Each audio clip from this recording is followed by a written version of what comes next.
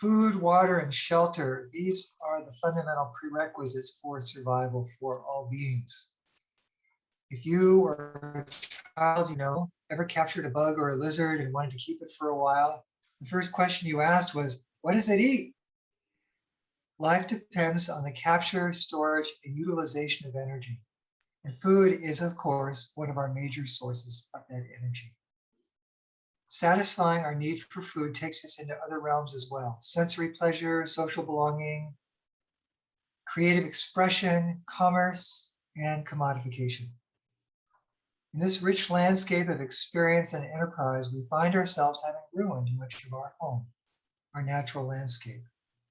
That ruin threatens the very purpose of food, human survival. So our question is, how can we build a resilient system of food in our increasingly hot and dry world?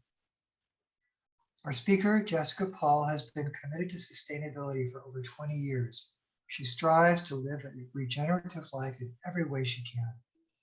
She's been with the Community Gardens of Tucson for over 5 years, starting as a garden technician, gardens manager, administrator, and now the garden educator for our Kids in Gardens program. Jessica is a strong advocate for environment and social justice together, knowing that they are inextricably linked. She recently completed 16 hours of justice and inclusive work through the North American Association of Environmental Education. She's also certified as an Arizona Master Naturalist.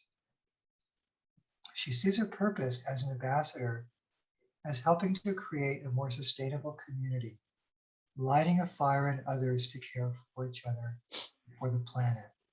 Jessica, thanks for being with us this morning. And thanks for asking me to come and talk with everybody again. It's a lot different being a part of the class and then presenting, but I'm really glad to be here and really excited to talk with you all about this because it's obviously something I'm really passionate about. So thanks for coming again on a Saturday and keeping this going. And before I start my presentations, I kind of just want to do a little a Zoom question thing that I learned where I ask you a question, and instead of just typing in your answer or saying your answer really quickly, we put it in the chat, and then we give everybody like 20 seconds before we hit enter. So it's like this waterfall sort of thing that happens where everybody hits enter at the same time and all those answers come in at once so we can all kind of see them at one time. So if you want to go ahead and open up your chat, and then what I'd like you to do is just type in how our food systems make you feel or what you think about them. You know, this could just be like one adjective that describes how you feel about them, or however, whatever you want to put in there about our food systems. So let's, I'm going to give you 20 seconds to think about it and put your answer in, and then I'm going to say, okay, go ahead and submit it. So we'll all submit it together.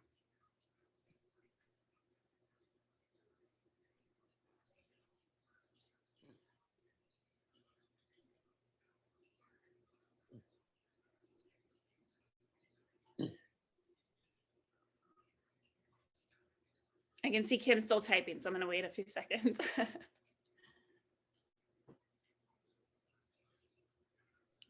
Okay, so let's all go ahead and enter and see what our waterfall shows. Yay, I'm glad you love gardens. Yeah, broken, that's definitely something we all sort of feel. Nice.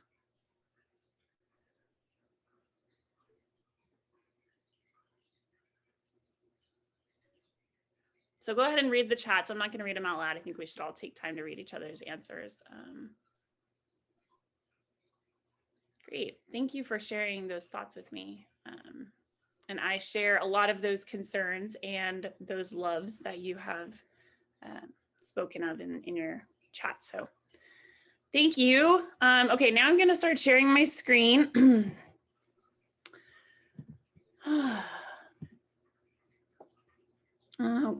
Okay, so let me just move my window. So with my presentation on the Google Slides, it's hard for me to see chat. So I might just ask your help on this, Stuart, if I get any chat. And so can you all see my screen but not my notes? Yeah, okay, cool. Good, it would be kind of redundant if you saw my notes on here too while I'm giving this presentation. Okay, so the first thing I want to talk about is just how connected our food is to everything, which I, pretty sure y'all know, but I really like this quote because it really sums it up. If you want to fix healthcare, look at food and farming. If you want to fix hunger and poverty, look at food and farming. If you want to reduce waste, look at food and farming. If you want to respond to climate change and make resource allocation more equitable, look at food and farming. If you want to have children involved in hands-on learning activities that engage them in school, look at food and farming. And so this is written by Stephen Ritz, who wrote this book called The Power of a Plant. And it's all about his work that he does as a teacher in the South Bronx, where he, through the garden, teaches his students to thrive in school and in life by learning how to grow, cook, and eat their own food, and also how to follow that into fields where they're doing those things as jobs. And so the idea is like, what if we are taught, what if we are all taught that we have as much potential as a seed? That in the right conditions as a society, we can grow into something great. And so the main takeaway from our discussion today is that despite our history and current systems and the damage that they may cause, the feelings of brokenness that we have, we can definitely change that future for our food, environment, our health, and we can learn from the mistakes that we've made and find ways to reconnect with each other and the planet and even our true selves. So I hope that at the end of my presentation, you'll all feel a little bit inspired to do that. Okay, so food resilience, gardening, and local agriculture. Here's the overview of kind of what I'm gonna walk through with y'all about it. How did we get here? We're gonna talk about the importance of our food history. What do our current food systems look like? That one's gonna be the doom and gloom, which I'm sure most of you already know, but it's important to review it. Changing our food systems paradigm, creating food resiliency and regenerative food systems. We're going to talk about native plant foods and community gardens for restoring the connection between humans and nature. And then we're going to talk a little bit about healing our bodies and our trauma and our planet, all connected, right? So I have another activity I'd like us all to do together. Our last presenter talked a lot about land acknowledgements and acknowledging the indigenous people who've inhabited our land, the one that we currently live in, like in the Sonoran Desert. So I was hoping that we could all unmute and read this land acknowledgement together.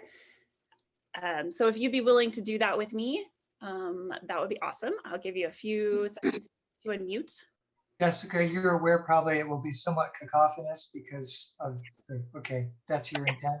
Yeah, and it can sound, however, it's just about, and if you don't want to unmute and say it, that's fine, but I would just also like to invite you to read it with me. I'll go ahead and start, and then you can read it, we can read it all together. So we acknowledge and honor the original homelands of all indigenous peoples on which our communities have been have established. been We recognize them as stewarded lands in times of time. We remember their connection and give thanks for the opportunity to live, work, learn, and gather on their traditional homeland. We actively seek to build relationships with indigenous communities to learn more about our place. We recognize historical injustices perpetrated on indigenous people and that colonialism is still an ongoing process and are mindful of our own. We honor and celebrate the cultivation and traditions of the indigenous people of the indigenous basin. Nice. So that was a little crazy, but I have to say for me personally, it really had a resonance to it that I really felt to my core. And so I hope that you all had that similar experience. This is a really important part of all the work that I do. So I like to have people read it so it kind of hits home than me just reading it to you. So thank you for doing that with me. Okay, so I hope you all had a chance to look at the video that I shared, that Stuart shared, from Michael Twitty, who is a food historian, and he wrote this amazing book called The Cooking Gene. And So this quote is from that book. Land and food have been weaponized throughout the history of the US. The food system as we know it was built in large part by controlling people of color through force and coercion, including Native Americans, enslaved Africans, Chinese and Mexican farm workers, and many more. The hard truth about food and agriculture in the US begins with the fact that the vast majority of the nation's farms are on stolen land. So we want to learn from our history, but it's really difficult, I believe, because we are taught an obscured history. And so following along those lines, we also have a very obscured food system. So that most of us don't really connect our food with the burning of indigenous cornfields 300 years ago, or birthed on the backs of enslaved and sharecropped and underrepresented communities, also known as historically ignored and disenfranchised people. So not only have we obscured this history, but we've also disconnected food from nature and our environment and our health. There is a huge disconnect. And so it's crazy because if you think about it, right, our cells are made from the very food we eat. We are literally composed of the things that we ingest. So despite that, we're heading more and more towards cheaper and less nutritious foods to fuel our bodies. I think it was our classmate Jack who said that most people put their bodies on the bottom of the importance list. And it would follow that also, you know, we put a lot of the history behind what we put in our bodies on the bottom of the importance list. And I believe that it's vitally important for us to examine these systems and how they tie into the work that we do. We need to acknowledge how they're based on inequities that are pervasive in our food systems, food apartheid, not to blame anybody, but so that we can advocate for change. Like we have to shine a light on something before we can change it. So in this picture, or these two pictures, are two crops that really fueled the transatlantic slave trade. So I want to know if anybody recognizes these two crops. And if you do, if you want to just, since I can't see the chat at this point, if you want to maybe you could put it in the chat and Stuart could read it, or you could unmute and say if you recognize these two crops.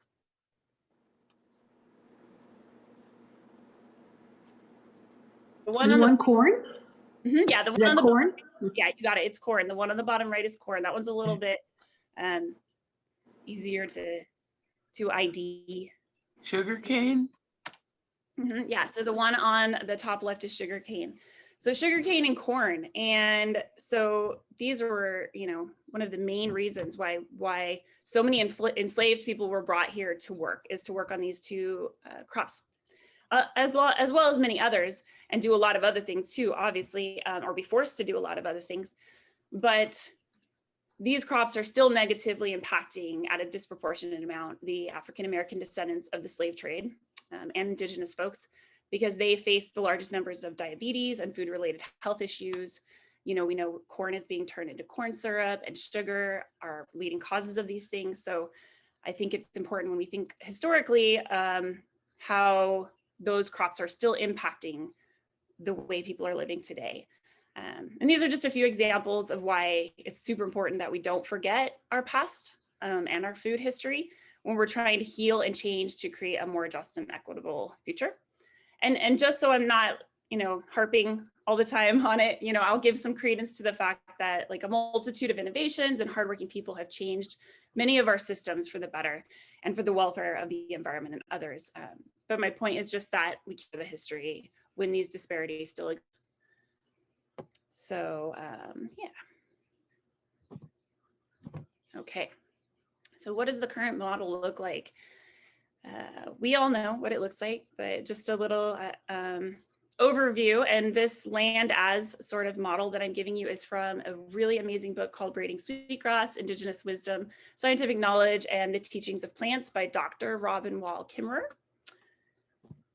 And so land as capital. We view land as only a means to make money. Land as property. If land is private property, it's a mine of resources that you could do whatever you want with and move on once those resources have been extracted. Land is a machine. So land is a machine and humans are the drivers. And biopiracy, that is rooted in extractive systems. A 2019 report told us that of the acreage in the United States that's grown for corn, 92% of that corn is GMO or Roundup Ready corn. compared to in 2000, only 25% of the acreage that we used to grow corn was GMO Roundup Ready. So in less than a decade, it's changed quite dramatically. And that's also true for cotton. 98% of the cotton is Roundup cotton, GMO cotton. 94% of the soy is GMO soy crops. And so, you know, we have this system that's super extractive, but 200 years ago, you know, this wasn't the system that we have now. Seeds and knowledge were handed down still to communities. And instead of this system that like patents and hoards seeds and plants, and biopiracy, if you don't know, is the commercial exploitation or monopolization of biological or genetic material. And usually without compensating the indigenous peoples where that information came from, or countries from which that material or relevant knowledge came from. So it's, you know, it's this idea of telling indigenous folks they can't practice their history, they can't have that culture, and even trying to separate them from that, and then using that information to profit. So if we want sustainability or regeneration, we need to turn away from this type of model. And how has this affected our environment? Current agricultural practices are a leading contributor to rampant biodiversity loss, including 93% loss of seed biodiversity, degradation of some 20% of global land, and 30% of global greenhouse gas emissions. Hold on, my slides are, there we go. Okay, nope, that didn't work, sorry guys. Okay. Soil degradation caused by our current practices leads to desertification and further throws our carbon cycle out of balance. One cool thing about this, not cool at all, but one interesting thing about this is that since we live in a desert, we can study the desert to find out solutions to this desertification that's happening, which I'll talk about in a little bit. 90 billion pounds of food in the US ends up in landfills annually, feeding our landfills as much as we are feeding our country. And then how have our current food systems affected the health of our nation? So 70% of citizens are on prescription drugs. The United States is one of the most unhealthy nations. Of the 12 industrialized nations studied by the Commonwealth Fund's annual 2020 report, the US spends the most on healthcare coverage and has the shortest life expectancy. If you can't tell from my slides, I like slides with pictures and words and not so much graphs, but if you want graphs, you can follow some of these things that I've mentioned, like the Commonwealth Fund's annual report. Lots of graphs on there if that's your thing. 70% of the US antibiotics are used on farm animals that we then ingest. The reason we have to use so many of those antibiotics on our farm animals is because most of them are living in CAFOs, which are concentrating animal feeding operations, where they're living in conditions that keep them in poor health, really poor health. And so they have to have antibiotics just so they can survive to become food for us. So then we're ingesting that. There are less nutrients in the food we're growing because of the use of chemicals, pesticides, and soil degradation. And we are a nation where the majority of people have comorbidities, making us more susceptible to disease and sickness, which we are all getting a view of that right now. So our local food systems, just sort of zeroing in on the Sonoran Desert a little bit more. In Arizona and California, the agricultural industry consumes 3/4 of the water.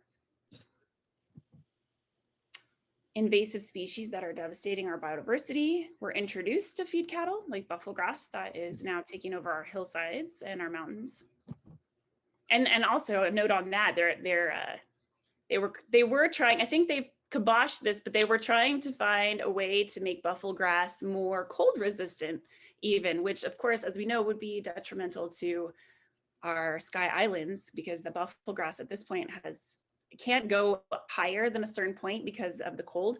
So if they created a new buffalo grass variety that was susceptible to cold, it would work its way all up the mountain. So almost every wetland on the eastern side of the Gulf of California or the Sea of Cortez has sustained serious damage from shrimp farms. And trawling and other unregulated fishing practices, marinas and resorts have devastating consequences on marine ecosystems. And I just recently learned that trawling is actually a practice that has been around for hundreds of years. And when it began, fishermen were like, hey, we can't, this is really bad. We can't keep doing this. But it's a practice that we still have going on. And then I just like to add this to not pick up or buy tide pool animals, because I know so many people here who come and they have all these things they've collected from the beach, and it's really bad for the ecosystem of the beach, besides all these other practices. So don't pick up or buy tide pool animals. Okay, so we cannot solve our problems with the same level of thinking that created them. We have this story, we all know it's broken and it's depressing, and we need to change it. But I think the positive side is that we definitely have the capacity to do that. So around the world, humans are rediscovering, right? These are not new ideas. We're rediscovering better ways of agriculture. These methods are closer to the way that indigenous peoples interact with the land. And how did they interact with the land? They viewed the land as a teacher and as a healer, land as a responsibility instead of a resource to extract from, land is sacred, and land is a community. Here in the Sonoran Desert, I really enjoy learning about the Thana-Otham people and how they view so many of the plants that we're surrounded with as brothers and sisters. Their stories of the saguaro is that it was actually a family, their family members. So they view saguaros as their literal brothers and sisters.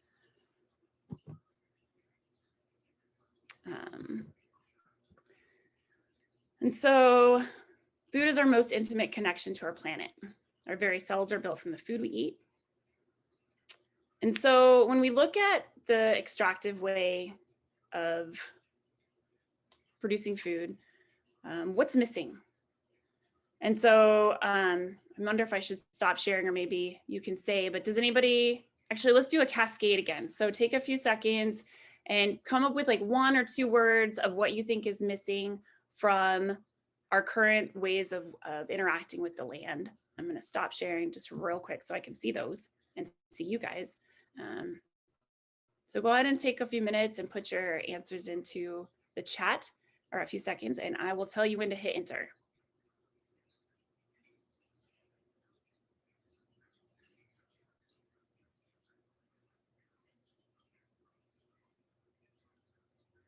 Okay, go ahead and hit enter. Love. Okay, I'll just read it this time. Not enough of us growing our own. Love, regenerative practices and rotational agriculture. Responsibility, the concept of the big picture. Native seeds and crops. Public interaction, public understanding. We don't use our own land.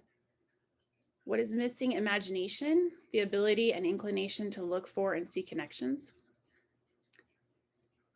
And Nancy says, yes, love.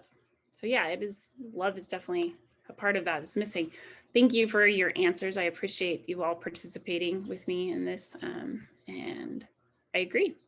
And I'm going to go back to sharing my screen.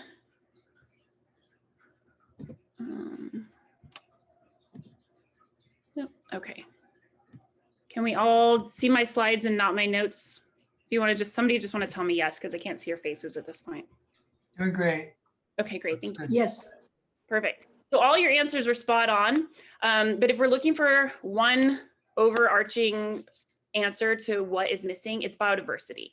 Can you make it full screen, Jessica, so we can see more? Let's see. So it's bigger? I don't know that I can with my notes on. All right, don't worry. I think you can, Nancy, if you go up to the top of the sort of the window. No, I mean Jessica's screen. There we go. I got it. Okay, sweet. Huh. Nice. Thank you, Nancy. Okay, so biodiversity is the key to success for all life on Earth. It's the presence of a wide variety of species. So changing our food systems paradigm, creating food resiliency and regenerative food systems means bringing our biodiversity back. And so there's lots of different ways that people have come up with, or old ways that of doing that, like agroforestry, restoration ecology, biomimicry, which is, you know, looking at how nature does things and copying those ways. And so when it's really important to also listen to BIPOCs, Black, Indigenous, and people of color's voices and historical knowledge of these things because they have more of a memory of their relationship with food. And so Your slides are not advancing. oh, well, I'm still on this one. I'm just Oh, you're still on that one. Okay, sorry. So yeah. Actually, I think we might be on this one, but okay, cool. So despite the attempts to sever the knowledge from the people, food justice looks like sharing that abundance with everybody, right? Okay, so we're going to talk more about how to go in the direction that we want to go by reseeding a healthy and biodiverse future. So if you think about what the most adaptable thing on our planet is, there's a few things, viruses and bacteria being probably the top of the list as the most adaptable. And then, phytoplankton, insects are also super adaptable. In fact, if we killed all of the fish in the ocean, phytoplankton would take over and so would jellyfish. Anyway, but seeds are one of the most adaptable things on our planet. And we know that change is the only constant, but seeds are creative adaptation embodied. When you're in a garden, change happens all the time, every season. And seeds are constantly adapting to the changing conditions around them. I have personally grown a garden through every season here in the Sonoran Desert for the last 15 years. And while a lot of that time I thought that I was growing the garden, it was really growing me. And so I was learning from the seeds and the plants about how to adapt to our changing climate. And I was learning about interconnectedness through seeds, the planet, and my ancestors. If you think about it, every single one of us on the planet, but every single one of us in this room has many people in our ancestry that had an intimate and life-saving relationship with seeds and plants. So that connection and that history is inside all of us. If you have a full belly, you're intimately connected to seeds, whether you have thought about that recently or not. I don't know if y'all know Vandana Shiva. She is a hero of mine, and she participated in this essay book called Sacred Seeds. And so one of the things that she said is that conserving and growing diversity comes as naturally as breathing. We are what we eat. When we are careless with the food, we are careless with ourselves. Will we wake up only when the last peasant and the last seed disappears, or will we turn to the sacred duty of protecting our sacred seeds? So we should all begin as ambassadors, reconnecting to ourselves and our power, our past and our communities through our connection to food and plants. Revitalizing that connection can help us change the story and the path and put our energy back into seeds and relationships, which in turn becomes cultural synergy between people and plants. So diversity will return when we shift our energy back towards seeds and plants. Seed stewardship should be an integral part of our lives, day in and day out. It's the resilience we need to face climate change. Plants are adaptive. The seed is the most adaptive thing that we have, and we can learn to adapt by reconnecting with that. So if we can learn to root our economy in the essence of life and seeds, then we will create abundance instead of this system that tells us the story that we have is of scarcity. And it doesn't have to be that way. So along those lines, we're gonna kind of shift into thinking about where we live in the Sonoran Desert, which is one of the most biodiverse places in the world. It's actually the most diverse of any North American desert. And our geography here lends itself to this biodiversity because we have this basin and range geography and our sky islands that just create this rich plant and animal diversity. So not only that, but we are literally surrounded by food, and most of us don't realize it. So that being said, looking at this picture, which native edible plants, okay, the slide says which native edible plants are best to grow in the Sonoran Desert heat for sustainable agriculture. And in this picture, there are two indicator species that grow in the Sonoran Desert that are also food-bearing species. And so an indicator species is a species that tells us about a certain climate or a certain place. Usually it's plants, because plants can't move, so we can really see how they're adapting and changing to the environment and things like climate change. So does anybody want to guess what the two native edible plants are that our show. There's more than that in this picture, but if anybody Prickly wants. pear. There's prickly pear. Prickly pear is edible, yes. Anybody else? I'll take a guess. Is it the saguaro and the palo verde? Yeah, that's right. You got it. That's spot on. So, and I mean, you can also eat, there's ocotillo in here, which the flowers make a really great tea, but the indicator species specifically in this are the saguaro and the palo verde. But, and not just those, the Sonoran Desert is filled with legumes and columnar cactus, both of which provide a lot of edible things for us, like the cardone. You can eat the fruit of those. Palo verde, mesquite, all have edible seeds, arguably flowers too. So I did share an article. It was in the extra resources thing that I shared. So some of you may not have read it. If you get a chance, I suggest reading it because it's really great. It's a collaboration between Gary Nabhan and the University of Arizona. And the title of the research paper is An Arid American Model for Agriculture in a Hotter, Water-Scarce World. And so they studied 154 species, 86 genera used by the Sonoran Desert indigenous cultures. And they found that 101 of those species, or 80 genera, were more broadly used in arid America. And then they narrowed that down even more to a list of 17 that they believed would be the best to utilize in sustainable agriculture. And so the idea is that instead of a food forest that a lot of us think of in other places where water is abundant, this is sort of the desert version of a food forest. And so here's how they sort of broke up the idea of these plants, or figured out which ones that should be included in the 17 that I mentioned.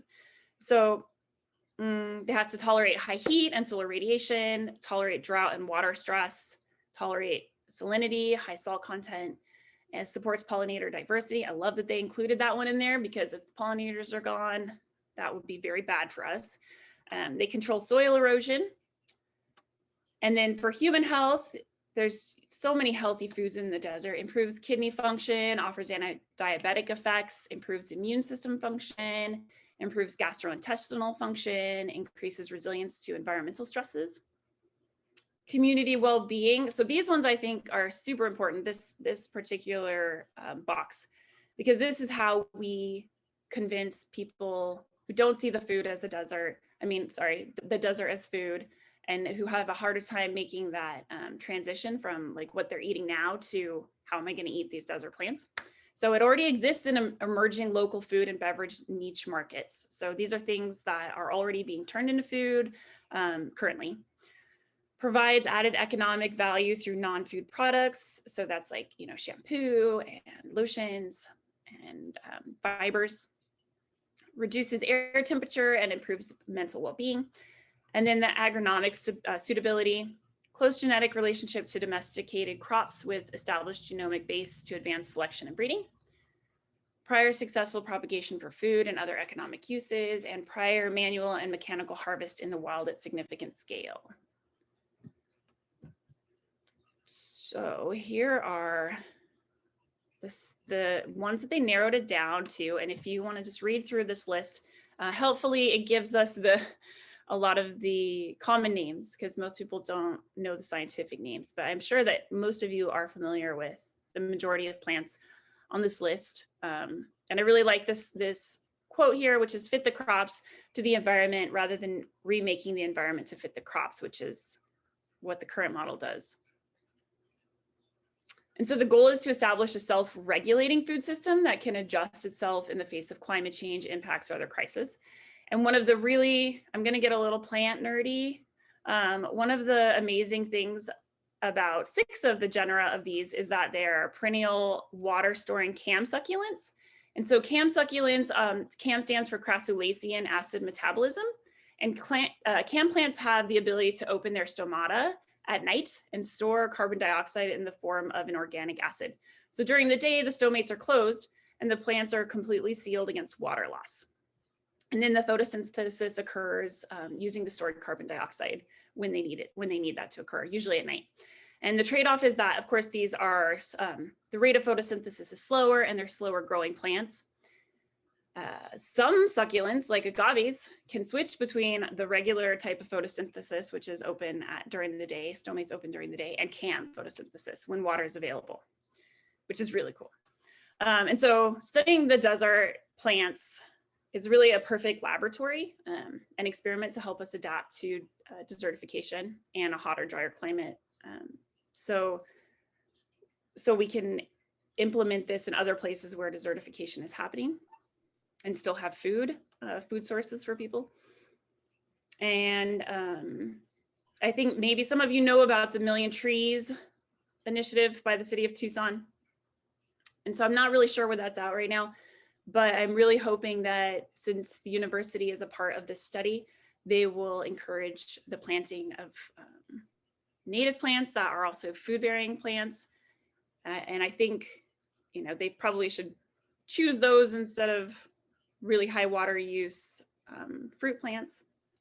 So yeah, I just think this is a really cool study. I love the idea of desert food forests, and we can really just plant these anywhere and just change people's perspective of like, hey, these are foods, and they're foods that a lot of the times aren't that hard to process, like beans are on here, you know, and just change the perspective of where our food comes from and what our food looks like. Jessica, just a quick word here. The speaker next week is very much involved in developing native tree recommendations for projects such as the Million Trees. So we get to talk to Ann Audrey next week. Oh, nice. Trace has his hand up, but first, Nancy just wanted to say, wait a minute, where's wolfberry on this list? Yeah, that is interesting. I don't see it. I mean, maybe it's the hackberry. It's very similar. So I think it's interesting that wolfberry is not on here. But much tastier. I know. I have some. I've been eating them. They're prolific right now too. So I can't see your hands. You said Trace had a question? Yeah, Trace. Just quickly, you have bean on the list. Is that broadly the case, or is just certain local varieties like Tepary beans have this CAM photosynthesis? Yeah, so not all of the plants on this list have the CAM photosynthesis. I believe that beans do, but Tepary beans are low water use beans that you can plant. They need hardly any water to produce prolifically. And these are a lot of the types of beans that Donna Otham have grown since time immemorial, Tepary specifically.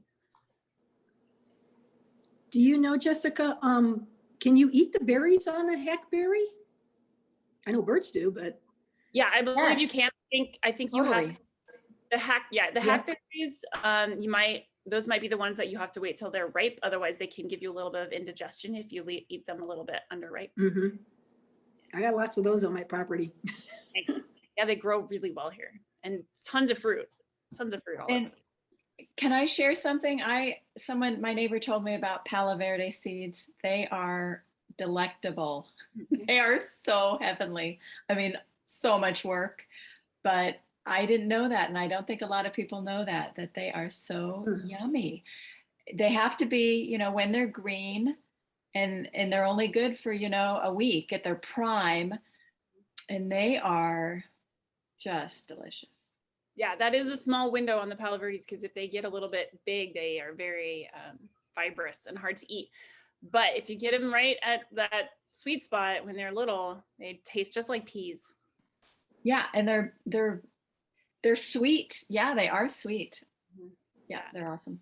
Very tasty. I've eaten almost everything on this list, except for the gray thorn. I haven't eaten that, or cardone, although I really want to eat cardone because I've had a number of other master naturalists tell me that it's even tastier than saguaro fruit.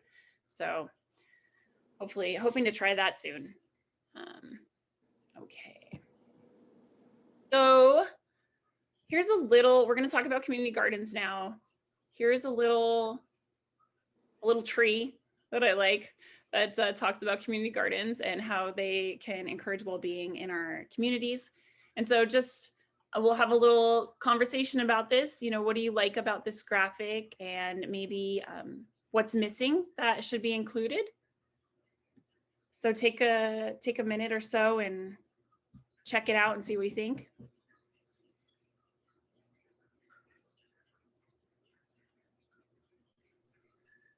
Jessica, you kind of included it in your diagram in other ways, but the root system is not there. Mhm. That's right. That's right. The roots are not there. And that was when I did this talk at the beginning of the year. That was the first thing that someone noticed also. And I thought it was really interesting that the next question I got was what about the rights of nature? And so we talked about how maybe the rights of nature would be the roots for the tree. And of course, as a soil scientist, I'm also like, where's the soil? Is history here? Connection to history, history of the land, history of the people? And I don't think it's on there, and that is a very important thing that should be, and that could also be part of the roots, because that's where it should be growing from and changing. Fun, physical exercise. Oh, you've got that physical activity. Yeah. Yeah.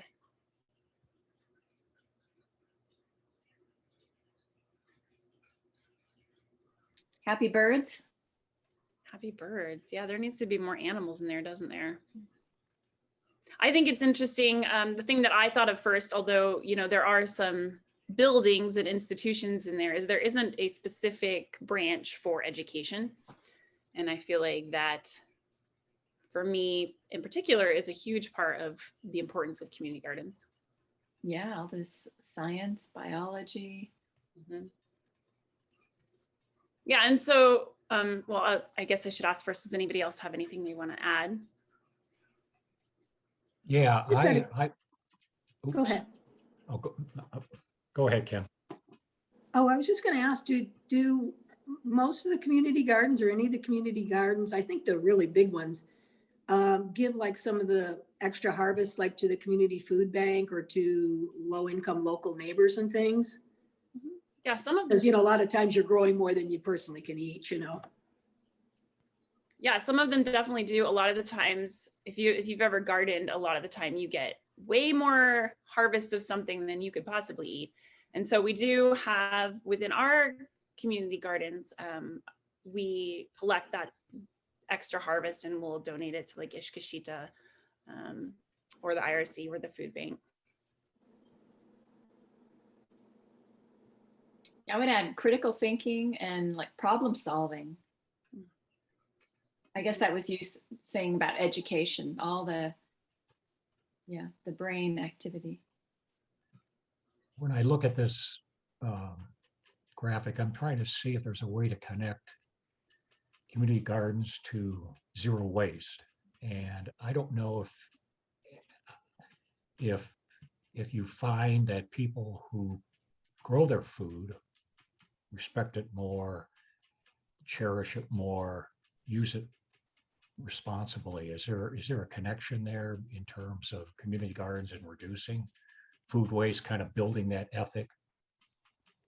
I'm sure there is. I have seen that with some individuals for sure. And I think it depends on where the community garden is. Like I'm sure those community gardens in the South Bronx are probably connecting a little more to that than here. The majority of the participants that we have, about 75% of the gardeners that we have involved in our 20 community gardens are white affluent folks. And so a lot of it is, and they do connect obviously more with nature in the garden. But I think it's more of a hobby and less of I'm growing food to feed myself and reduce waste and things like that. So I definitely think that is a huge part of what a community garden should be, but it's not always. Doesn't always translate to that. I would add empowerment. Yeah. I think that's a great addition. So what is a community garden, right? It's all these things. It's recreation and hobby for a lot of people. It's a social space. It's a place to grow local food. Encourages community development. It can increase the property value and access to affordable, healthy food. And also it can create jobs and education. And just a little bit of history on community garden. Contemporary community gardens first became widespread across the United Kingdom, Europe, and North America during the First and Second World Wars, in our, like, the way that we view them, the way that we think of community gardens, to supplement wartime food shortages. And so at that time, they played an important role in food security and supplementing rations and providing essential nutrients that were otherwise unavailable at the time. But long before that, before anyone had ever heard of a victory garden, of course, we had the indigenous completely sustaining themselves off the land. And a lot of those folks still do that. And then something that's unknown and relatively new to me knowledge is that Africans in America, in the South and the North, we're not strangers to like this idea of growing food. And even in federal and early antebellum America, we have incidents, and you can see like incidents of enslaved insisting on a ground, like parts of ground to grow a patch of food, which is crazy if you think about like the rights that they had and the ability they had to do pretty much anything. I mean, they couldn't do anything they wanted, like to almost any degree, but the idea that they still insisted on like finding a spot of ground to grow food, I just really resonate with that. And yeah, I think it's kind of neat. So just humans are always finding a way to connect to the land, no matter their circumstances. So I mostly am at this point involved in education in the community gardens. And this is a great quote by Nelson Mandela, that education is the most powerful weapon which you can use to change the world. And our last presenter, Alberto Arenas, he pointed out that children relate to the land if we provide the land for them to relate to. So healing from our collective trauma is a part of that, is handing down these techniques of gardening and connecting with nature. And a community garden or a garden is a great tool for that. And so the idea is place-based learning from indigenous ways. So you're not coming into a garden and gardening like they do in other places. You really think about how we can garden in the Sonoran Desert and connecting to the place that we're in. And so plans to protect air and water, wilderness and wildlife are in fact plans to protect man, right? We're not, the planet is arguably gonna survive us, right? Like it'll change, we'll change the landscape of it, but our whole goal is we're really trying to save humans. So I think it's important to keep that in mind. And also that seed keeping is a legacy. It all kind of boils down to seeds for me. And I like to see kind of kids as seeds and connecting them with seeds. The idea that we borrow seeds from future generations.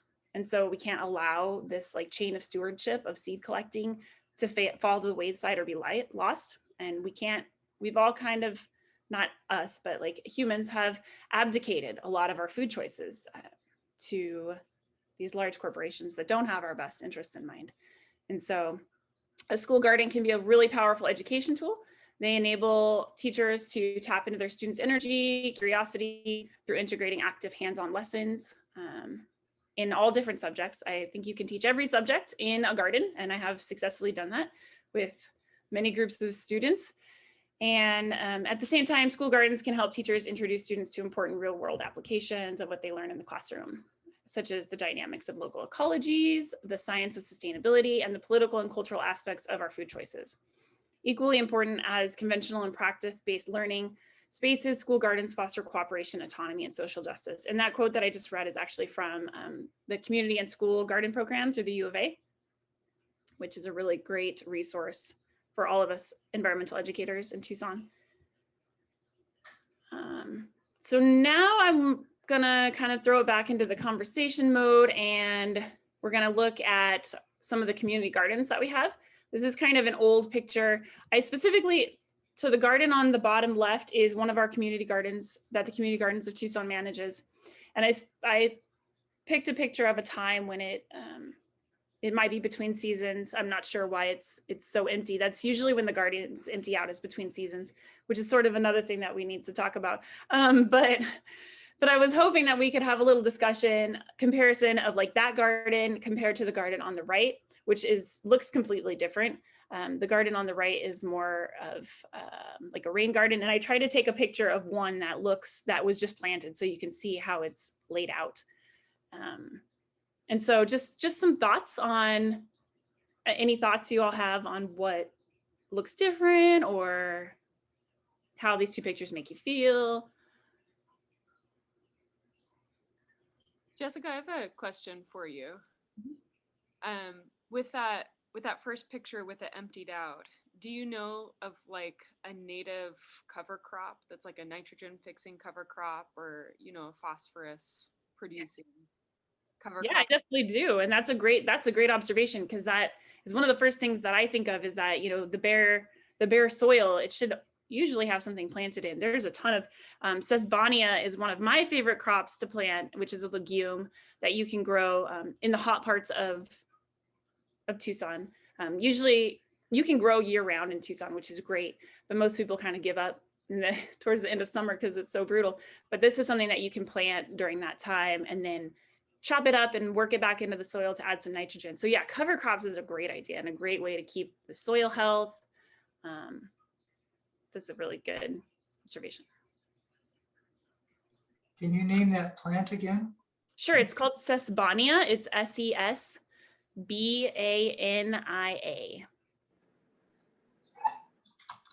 I was just kind of surprised that the garden on the left isn't built up, isn't raised. It looks like it's just maybe built up a little bit, but not kind of what you would think of like on a community garden. It must be a little harder to garden that way.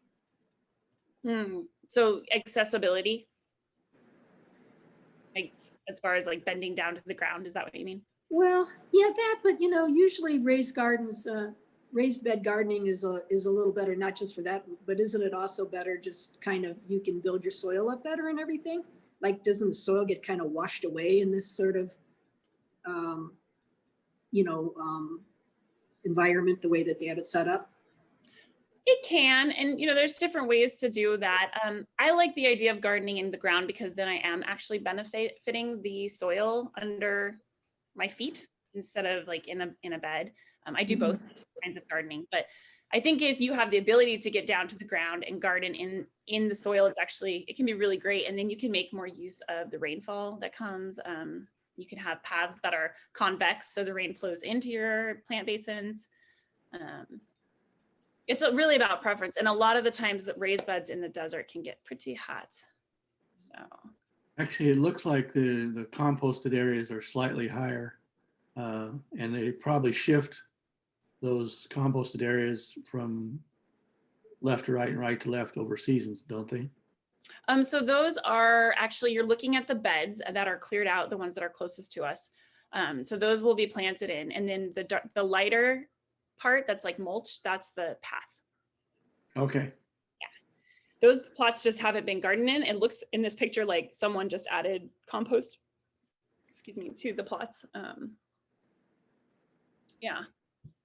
When I look at the one at the left, it looks like it might be isolated. Maybe you can't see it from the street. Maybe it's behind a large building, versus the one on the right where it looks a little bit more inviting. Perhaps the neighbors can view it and have more access to it, or feel comfortable, walking the grounds.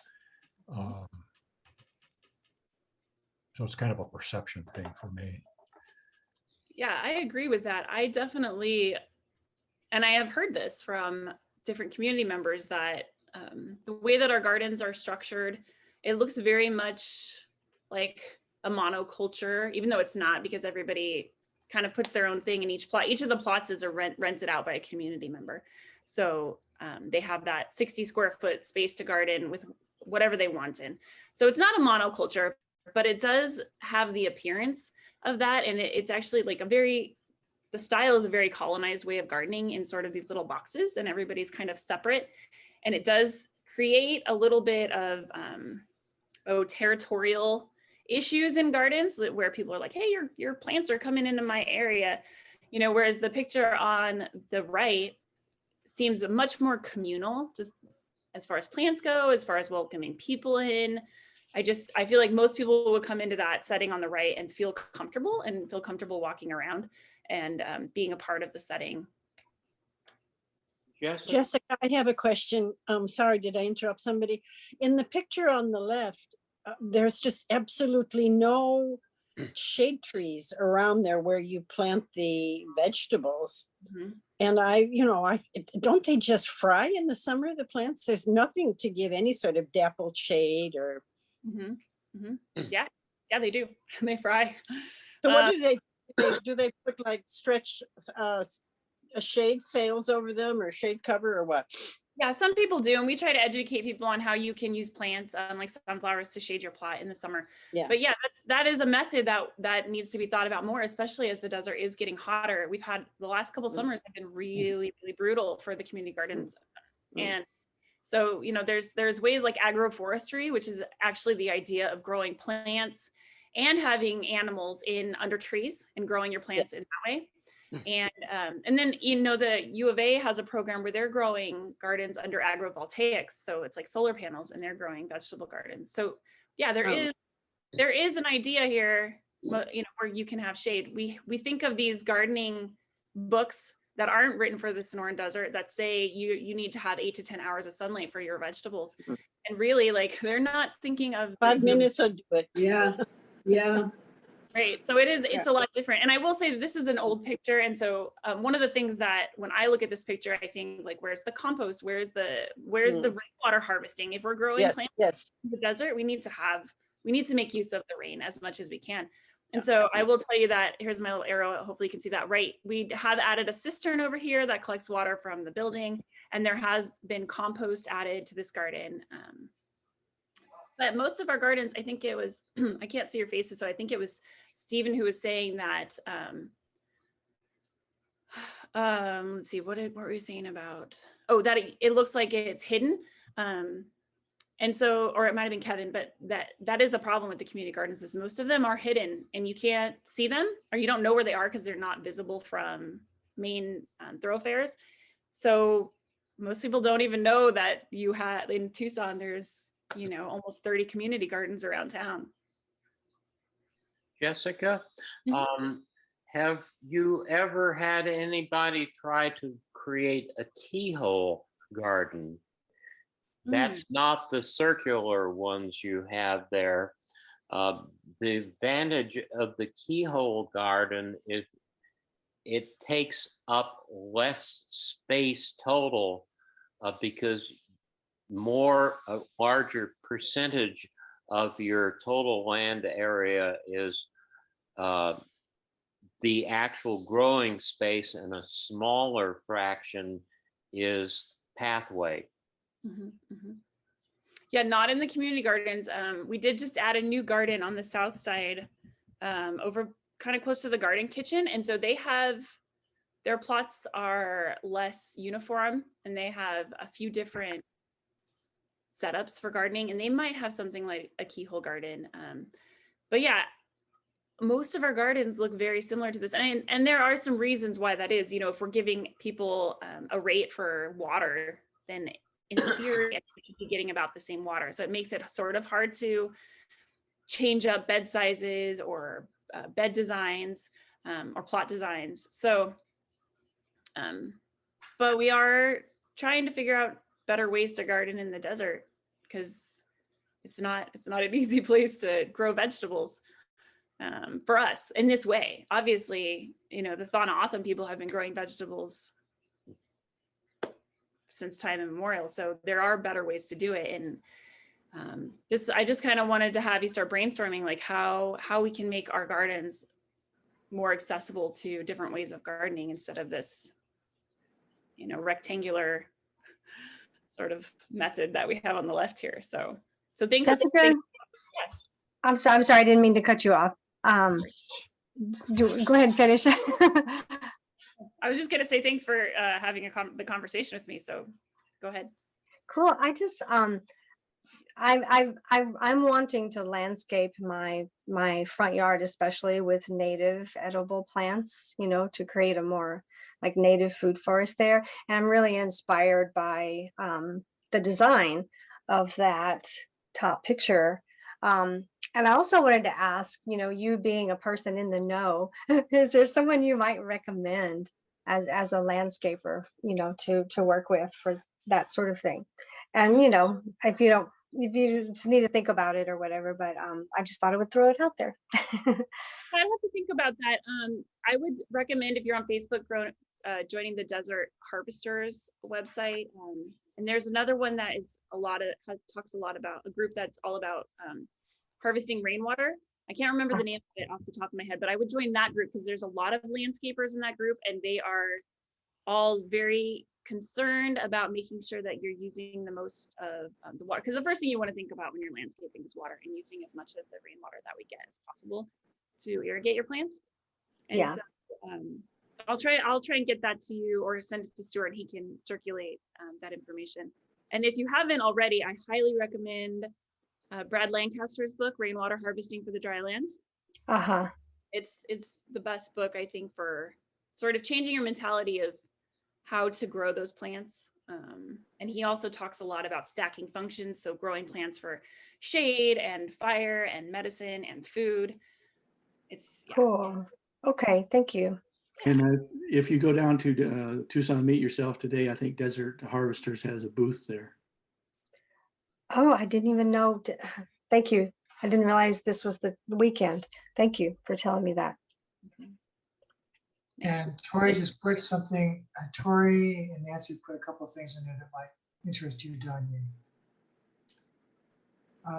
Jessica, I don't want to take over which direction you go, but looking at these pictures and hearing about the issue of sort of territoriality brought to mind a personal experience working in California at a middle school, which had a much milder climate than here.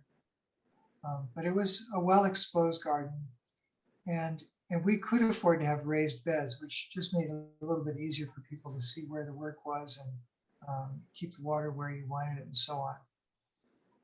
My experience there was that it felt like a community garden in the sense that there were a lot of community volunteers and parents who would come in after hours or on the weekend to do work parties or just do things on their own. And that many teachers brought their students in to do poetry and art as well as science. And what felt community about it partly was that you never knew what it was going to look like the next day you came.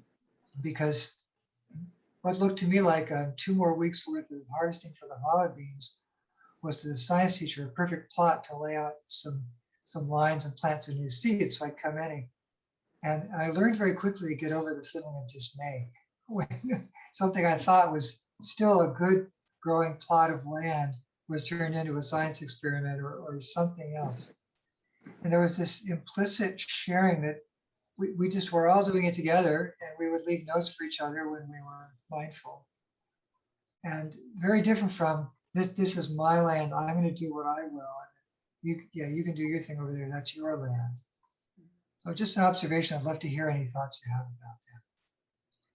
Yeah, I love that. And I think there's definitely, that happens in the community garden, and you can take it as an experience of dealing with different personalities and different ways of growing, and as people and plants, and learn from that. And the community garden that I garden in is just a very diverse amount of people, and we all have our own ideas, but despite our political opinions or whatever, we're all able to still come together and garden and share our harvests and share our lives in that way. And I think bringing kids into the garden makes that especially active part of the community, is because kids always throw whatever they want into it, and so it becomes an experiment, and it becomes an engagement. And I love the poetry and art part of it, and I definitely try to integrate that into my learning with students and adults.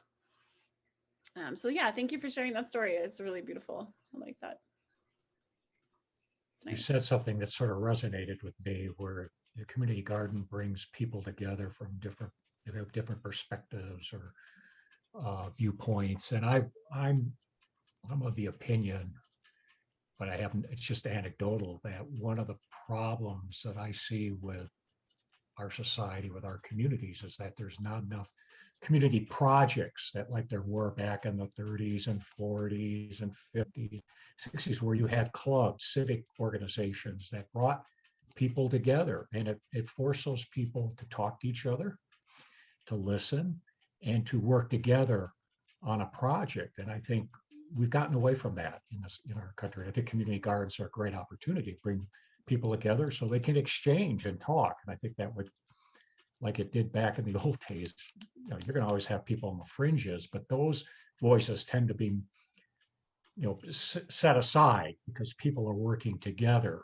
on trying to solve a problem or do something to improve their community. And I think that I'm glad to hear that the community garden can serve that can serve that sort of function.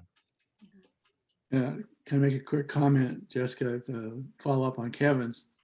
The community idea is something that has gotten lost over the history of our country, where we've now taken huge tracts of forest and prairie, converted into large-scale agriculture, and the Green Revolution, and now the genetic engineering revolution.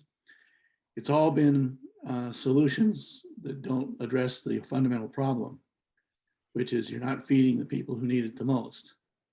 And so along those lines, and you're talking about desert use, the county has about 90,000 acres of ranch land under the Desert Conservation Plan. Is there any way that could be sort of turned into desert harvesting on a scale that might be of benefit to the community, by having people like community garden organizations and other organizations like Kevin's talking about work with the county to develop a plan for sustainable harvesting of desert areas? Yeah, definitely. I think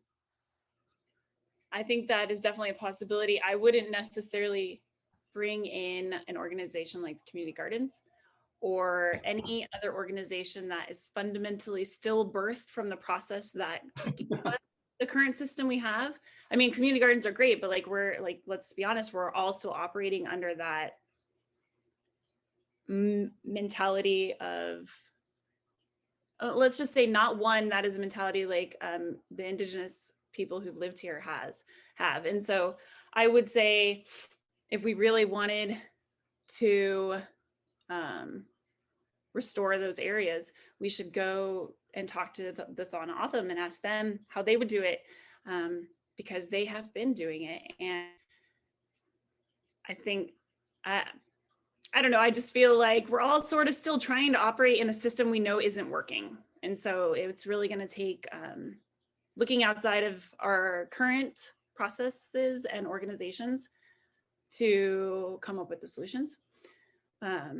And I think I have a slide coming up that's about this, but our planet wants to be biodiverse. Like if we just start taking care of that and taking care of the seeds, that will come back. We can regenerate all of those things. We just have to stop, I think, looking inside of this system that isn't working for the answers.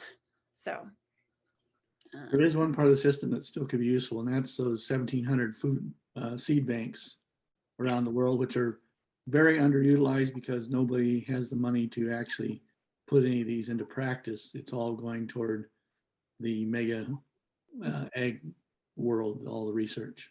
I'm glad you brought that up, because I was going to mention that about this picture. And one of the issues with the community gardens and our gardening in general is that we really have abdicated completely the seeds. And so even in the community gardens, most people don't grow their plants all the way to the seed stage. They cut them out before and they go buy seeds. And so, that's really, and if you are one of the few who's like, no, I'm saving the seeds, people get on your case because your garden looks unruly. Whereas that is a huge part of this cycle that has been cut out and that we've given to these corporations that want to patent the seeds, and who have been responsible for reducing our seed diversity down by 93%. So for those of you who don't know, we do have a very amazing seed library here in Tucson. You can check out seeds from the library, and then you can bring seeds back. It's amazing and it's free. So that's an awesome resource, although I try to encourage people to save their seeds because there's really something magical and also that connects you to the earth when you, somebody's here, when you follow the process from, you know, saving the seed to planting the seed and then through the whole plant's life cycle. I'm just gonna mute myself some real quick because somebody's at my door very unexpectedly. So actually I can't do that. They're just gonna have to stay out there because I have to stop sharing my slides to do that. So I'm just gonna go on to my next slide, which is a picture of the community gardens. Just so you know, since I am technically sort of representing the community gardens here, presenting to you, here's a picture of the community gardens that the organization that I work for, the Community Gardens of Tucson, actually manage. And there's more gardens. We should just go outside if somebody's there and talk to them. Thank you.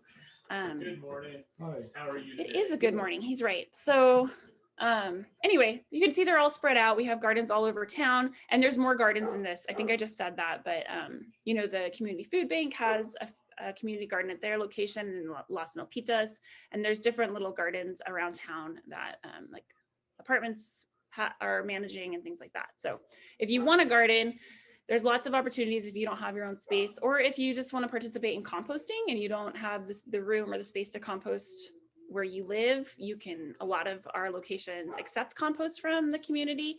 And then we all of our gardens are really accepting of just people who want to come in and check out the garden and just be a part of the space. So feel free to go to our website and check that out.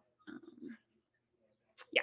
Okay, so now I'm going to move on a little bit more to what we can all do to increase the biodiversity and to help be more food resilient. Lots of things we can do. Compost is huge. I love compost almost as much as I love seeds, and so maybe more. So compost, I'm going to talk a little bit more in depth about composting in a minute, but definitely think about how you can be composting. Support CSAs, farmers markets, food co-ops, and locally owned restaurants that are sourcing from local farmers. I would say if you are trying to choose the best way to like have your food have the best impact or the least impact, farmers markets, and then the food co-op that we have here downtown, or growing your own food, which is the next one. Grow your own food, your own organic food at home or at a community garden. Learn more about the natural and cultural history of the Sonoran Desert. I think that's really important. A lot of our gardeners think that they should get access to water as much as they want. They don't think about that they're not gardening, you know, on the East Coast or somewhere where water is abundant. And so it's important to have a place-based mentality of where you're gardening and become a master naturalist. I'll throw that in for the naturalists. And then learn how your food choices impact the environment and underrepresented communities.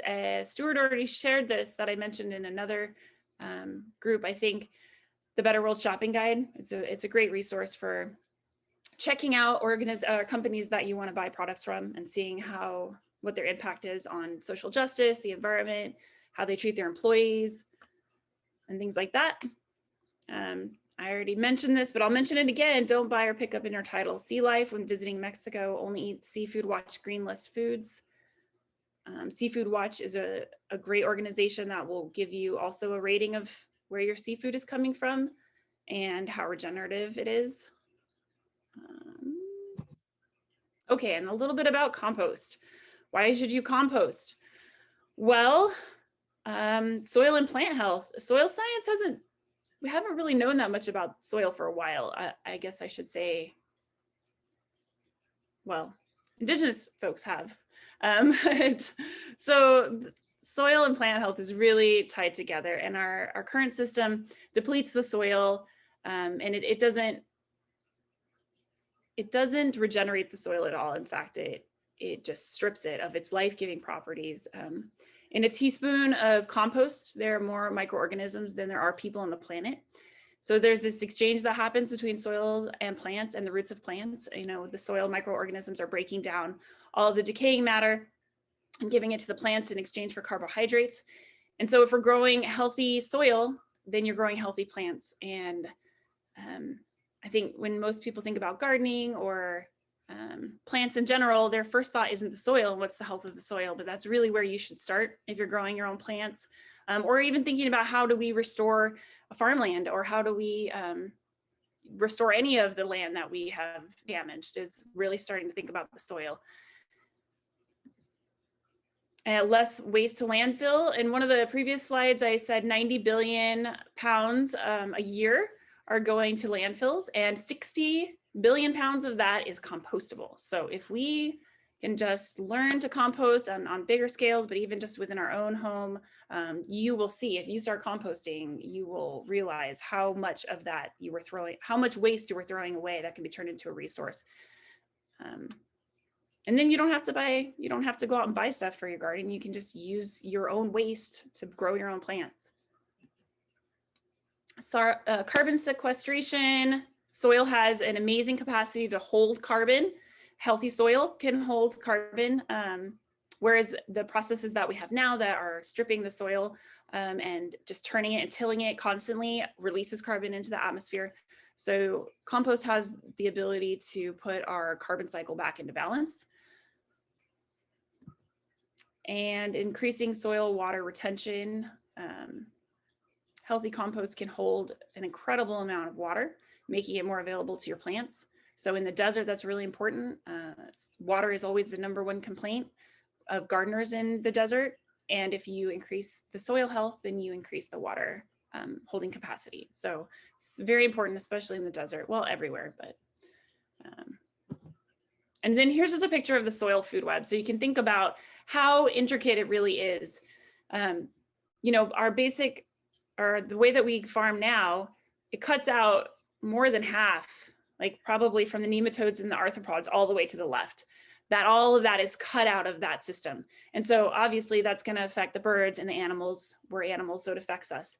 And there's all these different trophic levels of importance in the soil health. It's its own food web, and it's just really so important that people realize how important the soil is for humans and human health and the health of our planet. Yeah, and I mean, this idea of trophic levels are all throughout our ecosystems and have to do with the biodiversity, again, of our planet. The same for the ocean, you know, overfishing the ocean affects all the trophic levels up to us. Okay, so in conclusion, you know, a lot of the classes that we've had, I feel like have been amazing speakers, but a lot of times I leave feeling just a little bit sadder maybe than I did.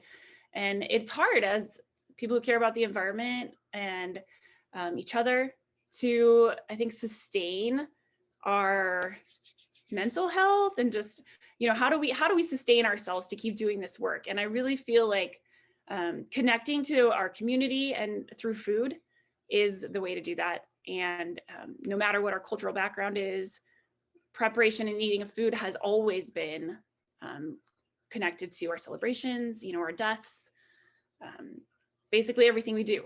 And so it's much more than like nourishment. It's a vehicle through which we can communicate sentiments, express our creativity and creative memories.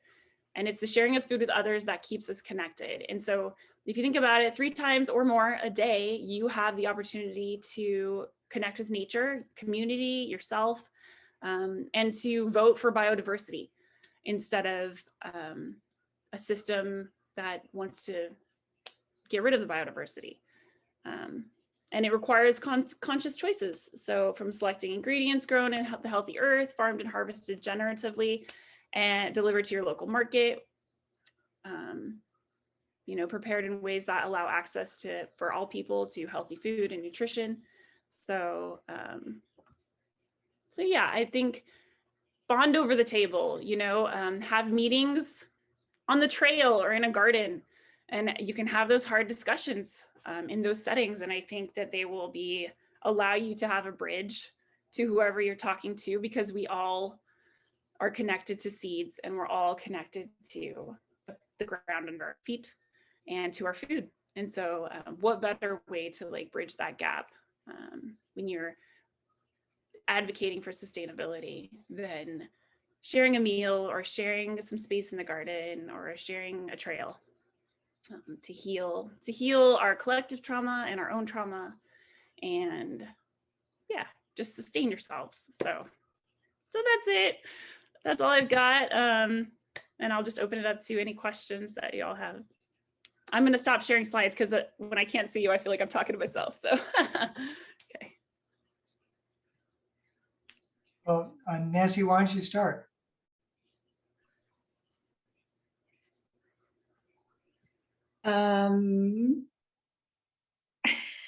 Jessica, you mentioned a website that I didn't have an opportunity to write down that lists good companies that are supporting the environment.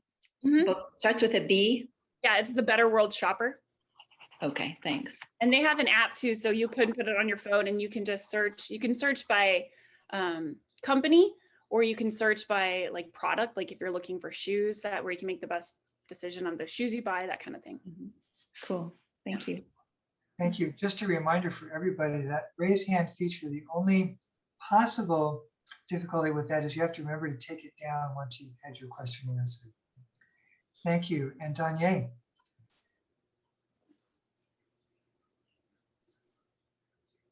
I think I did forget to put my hand down, but I did have something I wanted to say. Let me just find it here really fast. I wrote myself a note, and now I came across in a webinar I listened to recently that was part of this collective trauma summit. They included a lot about climate change. I think I mentioned that to you guys, but there was a woman who spoke, one of the women who spoke, she shared this existential toolkit. And at some point during the presentation today, I thought of it because it's geared towards environmental educators. So I just thought I would share that resource in the chat in case anyone is interested. I think that's Thank it. you, Danye. That'd be great. Thank you. And Kevin? I have a question and a comment. The question is there a one-stop shop where I can go to find out about restaurants that are doing local sourcing, that also will give me the farmers markets, will give me the co-ops, one place I can go to get all this information? That's a good question. I will make a note of that and see if I can find something like that for you. It's not just for me. Right. Yeah. No, for everybody. I know. I'm thinking, why don't I know this already? It's probably just because I've lived through my whole life, so I haven't, and maybe that's something the sustainable ambassadors could create if we don't have it already. Yeah, that would be helpful. The other comment I want to make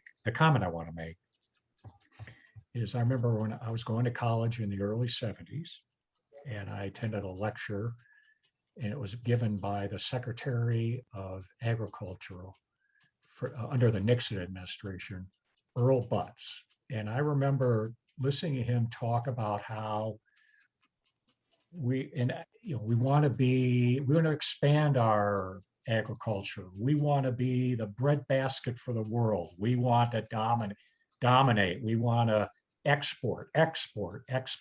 And I think that's probably, that time period and the trade agreements that we worked out as a result led to more monocultures and more industrial agricultural practices. And I feel, correct me if I'm wrong, but I feel like we don't address that question in terms of we don't have to produce all the food for the world, but we should be helping other nations produce their own food. And I don't know if that would help in getting people, especially in the Midwest. I grew up in Illinois. Agriculture is the major industry in many Midwestern states. And I just think that there's this perspective of, that makes it very hard to talk about community gardens and to talk about more sustainable practices and things like that, because we've got it in our heads that we're going to be the breadbasket for the world. Mm-hmm.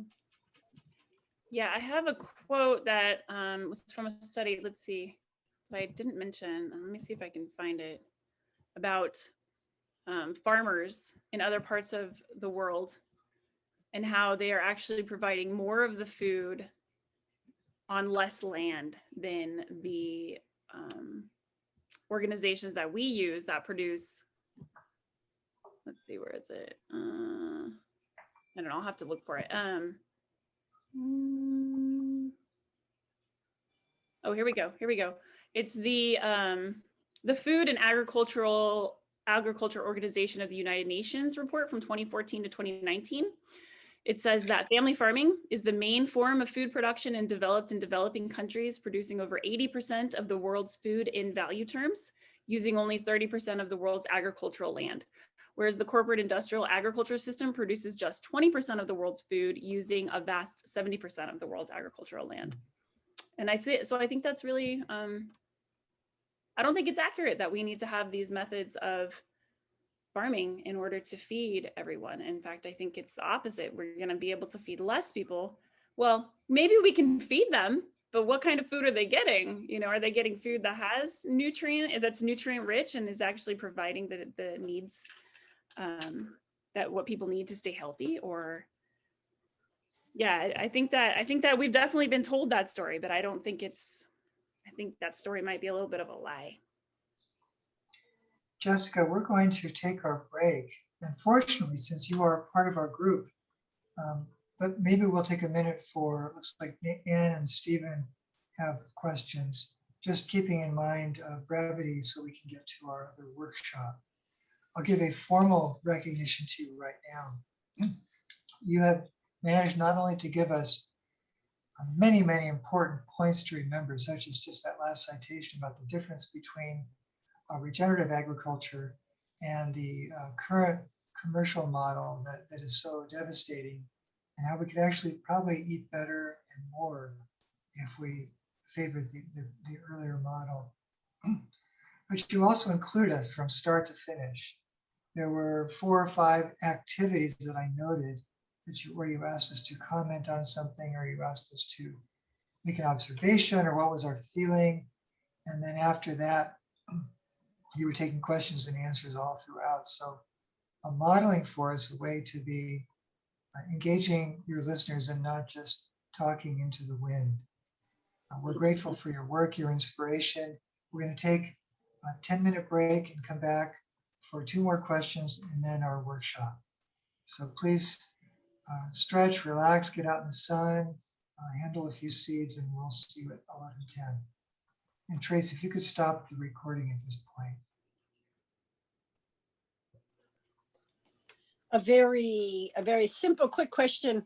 There's a lot of talk in some of the native plant nurseries about, very food sustaining plants that come from other countries. And I'm thinking specifically of the moringa tree and also the jujube tree, which is from China. And, what's your take on it? Because I know they're growing jujube at the Mission Gardens because they're very low water consumers, and you can eat every part of the moringa tree. So, I mean, are you incorporating that in, or is that just a fad, or what are you? Yeah, no, I think if it's not invasive and it's low water, then there's no reason why we can't be growing it. I grow moringas. So yeah. Tasty. Yeah, they're tasty. Yeah, I think it's great. I think that we can grow lots of things as long as we are thinking about how they're going to impact the environment, because a lot of the environmental destruction that's happened has been because of people moving plants around the planet. So just to be mindful of that. Yeah. Okay. Thank you. And was it Kevin who had a question also? No? Okay, well, Jessica, thank you again. And you're here with us, so if we get more questions, we'll load them on.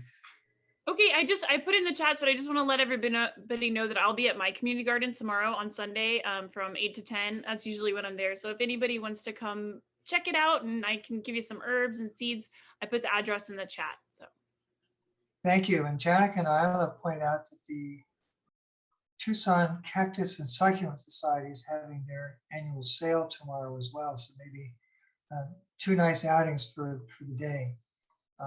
The sale is pretty easy to negotiate, at least in my experience. They've just got a covered area with all kinds of cactus and other succulents laid out there, and you just pick what you want and on you go. All right, so we're going to shift gears just a little bit. We are going to still be dealing with some of the material that Jessica brought out, but now in a framework. And this is one of the ambassadorial skills that we all are continually developing all of our lives, which is how to present, how to get people's attention, get them on board, inform them, and even engage them in action. I'd like to share with you a story of such an event. And it's a great story, so well written. I'd like to read from the book. It's a book called Gandhi the Man, and it's written by Acknowledgement himself from India, the state of Kerala. While he was in England, Gandhi made a point of visiting Lancashire, where most of the British textile mills were located. Under colonial rule, India was required to export all its cotton at a nominal rate to England, speaking of colonizing agriculture. It was manufactured in England in the factories in Lancashire, sold back to the poor in India at many times the price they had been paid for growing it. Gandhi wanted all Indians, rich as well as poor, to learn the age-old craft of spinning so that the people of the 700,000 impoverished villages of India could regain self-employment, self-reliance, and self-respect. He asked all Indians to wear the rough, white, homespun cloth, which they called khadi, Khadi, and then, therefore, to boycott foreign cloth.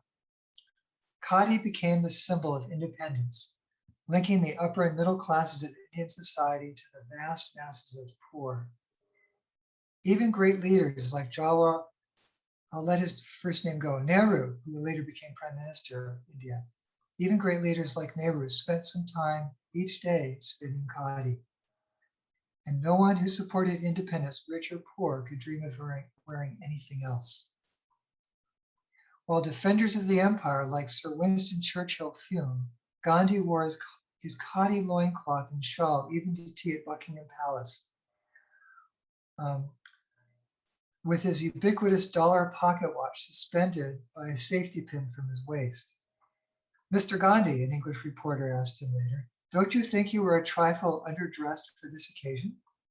Gandhi said, "His Majesty had enough clothes on for both of us." Eventually, the textile mills of Lancashire had to declare a temporary shutdown. Thousands of British workers were thrown out of work. Lancashire was full of unemployed mill hands seething with resentment against Gandhi, because Gandhi helped bring this about. But he knew that the English and Indian workers could understand each other if given the chance. Though the British government feared for his safety, he went to Lancashire to plead his cause to the people. A great crowd of workers turned out to meet him, men and women, many of whom felt they'd been thrown out of work by this one man. "Please listen to me for just a few minutes," Gandhi asked them quietly. "Give me a chance to present our point of view, and then if you like, condemn me and my people. You tell me that 3 million people are out of employment here, have been out of employment for several months. In my country, 300 million are unemployed at least 6 months in every year. You say there are days when you can get only bread and butter for your dinner, but these people often go for days on end without any food at all." This frank, respectful, but completely determined language won their admiration. And at the end of the talk, they all cheered him, the man who had brought about their unemployment. I'm not sure if you can see this, but here's a picture of Gandhi with some of those Lancashire workers embracing him and his message. So how does this relate to us? We all want to open people's hearts and minds to whatever our message might be, whether it's stopping spraying pesticides on the HOA lawns, or whether it's doing some composting or getting more mindful about recycling. We want to reach other people. The main idea of today's workshop is we can. And one of the things that can help us is organized presentation. Pre-thought as to what you want to say pre-thought as to who these people are who you're reaching out to. Now, Gandhi was a trained lawyer, so he knew about preparing arguments. And here's a way of preparing ourselves.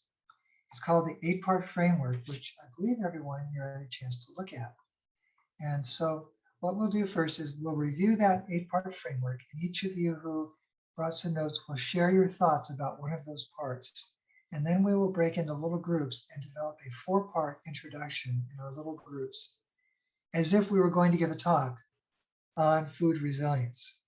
So we can pull on our notes or our recollections from what Jessica shared, and together in a little group, prepare that 4-part intro, very short, and then we'll share that together. So first, sharing the 8 parts. Isla and Tori were invited to speak on part 1, the attention step. Tori, you're looking like you might be ready. And Isla looks really ready. Let's go. Well, I have to say, you just perfectly did the first part. Because it said in the first part, say a quote or create some kind of connection, an anecdote to what you're going to talk about. And you just did that perfectly with that book, and trying to really engage the heart and the imagination of the people that you're talking to. And try not to be too depressing right off the bat. That was just perfect. So I would say that was the first part. What do you have to say, Tori? Tori, there you go. Yeah. Well, I was going to say that when I was asked to comment on the beginning, I started reflecting on the presentations I've had to give over the last couple of years, which has been a lot as we've all had to learn Zoom and give those kind of presentations. And I've also been lucky enough to get to do some in person. And so I think that I have used all of those techniques at various times in the presentations. Most of the time I'm giving a demonstration. So I was thinking of how, if I'm giving it to children, I will almost always start with a question and then follow up with a fact. But if I'm giving it to adults, I'll use some of the other methods like a warm greeting or an anecdote. So I think my philosophy on that was to really think about my audience first, who I'm presenting to, and what I want to get across to them and what I can tell them. And then I also remembered that the best presentation advice I've ever gotten was from a book, I Can See You Naked. It's by Ron Hoff. And so I try to smile. I have some facial issues and I can't smile really as well as I like to all the time, but I try to put forth a good mood. And his advice is the audience reflects the manner and mood of the presenter. So that's what I try and keep in mind initially. Wow. Thank you both. You're welcome. All right. Trace, did you happen to make any notes on the needs step? Well, I've attempted to. You posed the question of what it is that we need people to understand. And the flip side of that, what do they need to understand? It's not just we need it for them. And I think the core of that question, or the core of the answer, is we need to help people understand what it will take to be the permanent residents or inhabitants of this place, to become the indigenous people of Tucson and be glad of it. Because the challenges we face are in everything that we do, and the opportunities to change could present us with the opportunities to make Tucson a much better place. We have a temporary water supply that's from hundreds of miles away. But we actually receive more harvestable rain than we get from the Colorado River. The issues of transportation and water and food and energy and housing and aging people, every single one of those we're doing based on fossil fuels and in ways that do not promote justice within the society. A sustainable Tucson can become not only sustainable, but just, beautiful, fun, safe, caring. And those are all the potentials that we have if we do things right. So I think emphasizing the ability to make the world we live in a much more desirable and safe place is really one of the key things we want to be emphasizing in everything we're talking about. Thank you, Trace. And you may have noticed that Trace not only spoke to the need point, but he started to give us the wholeness point of this whole exercise today, and then began to give some of the body in terms of water, transportation. And that's presaging what we'll get from both Anne, Jacques, and Rocky. But Kim, did you have some notes to share with us on this also? Yeah, just on when you're focusing on need, it's just, yeah, really all the things Trace said, but, you know, also like really kind of keeping in mind your audience too. And, you know, because it's going to be sort of like, they're going to want to know, should this be important to me, you know, or how is this important to me?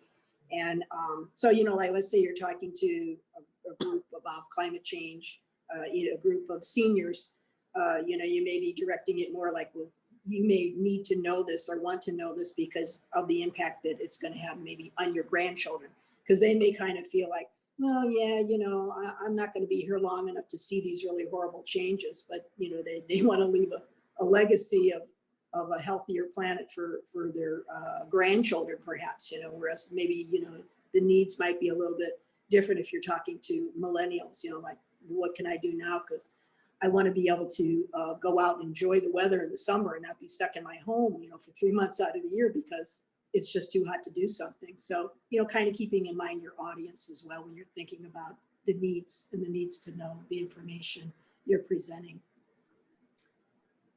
Thank you. So now, Anne, I think what you had put together kind of dovetails nicely with what both Kim and Trace said. Okay, Stuart asked me to speak about part 3. And I went back to my work experience, and I worked as a consultant in intercultural management for many, many years with a small consultancy firm here in Paris. And for about 5 years, and I wrote a text for Stuart and I proposed to read it. So for about 5 years, one of our biggest clients was EDF, Électricité de France, that had, you know, electrical projects all over the world. And we had a program called Making Winning Presentations, presentations that persuade and influence. And we worked a lot with them, you know, on the notion that excellent presenters are well prepared. And several of you have already said it, you know, you've thought about this, you just don't go in and wing it. They know exactly what they want to achieve in the presentation, and they know exactly what their audience's interests, concerns are, and what will encourage them to listen and act. So in part 3, I think, is the part that links those two components, i.e. my objective in the presentation today is, and what it will bring to you based on my understanding of your needs and interests. So let's just imagine, I made up a little scenario here. Let's just imagine that you are trying to persuade the president of an HOA, maybe the board of directors, or, you know, had invited you in saying, and they want to persuade the members of the HOA, the residents, to, you know, get involved in the community composting for the housing site. So you would get to know all these people. So, and you're proposing a 5-step program for the community composters for all members of the HOA. You might say something like this to move from part 2 into part 3. So the purpose, and you want to make it as explicit as possible. So the purpose of my presentation today is to demonstrate to you this 5-step community composting program and explain how you can implement it here. And I hope that this will allow you to see how it will begin to answer the interest you expressed to me in finding a project to bring your neighbors together, to reduce the amount of waste going into landfills, enhance the soil, grow healthier plants and trees, and reinforce the bonds of community.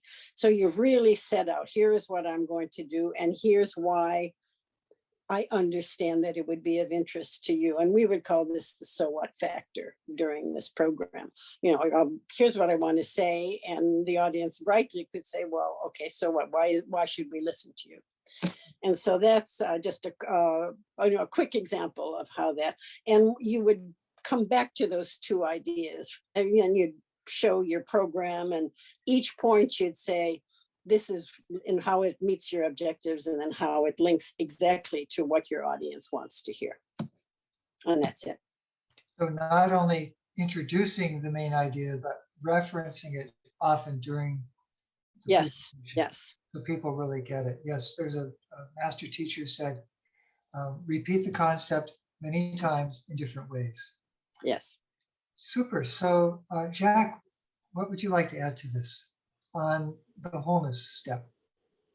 Well, I think Anne just did a really nice job of elaborating what wholeness is. So maybe I could provide an example of what wholeness is not.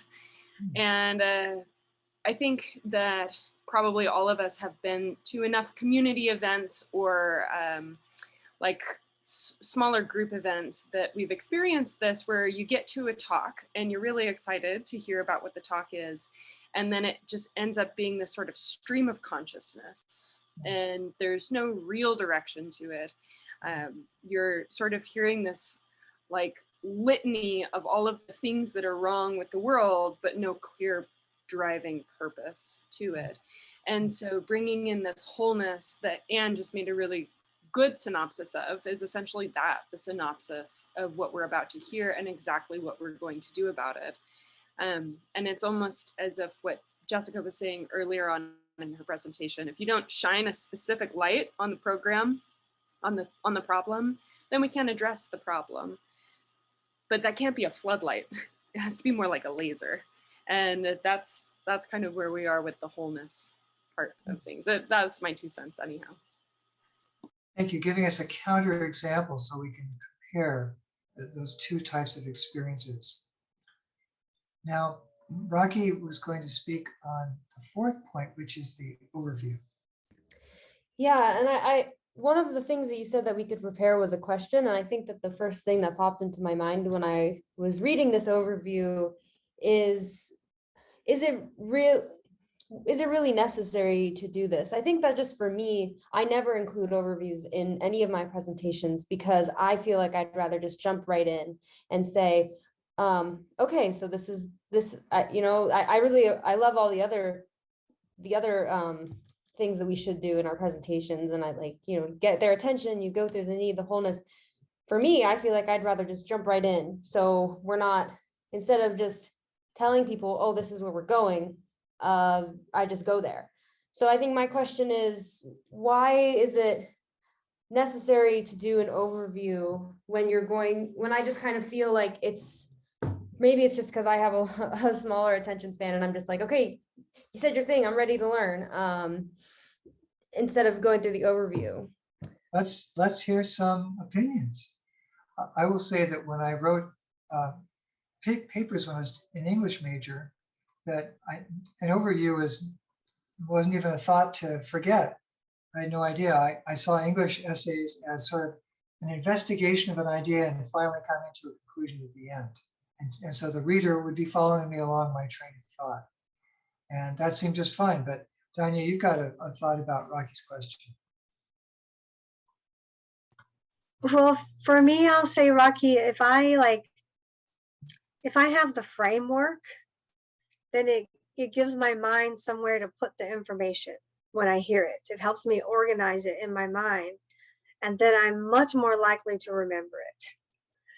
Like I need that kind of scaffold, to store things mentally, and also to kind of like understand where it fits in the whole.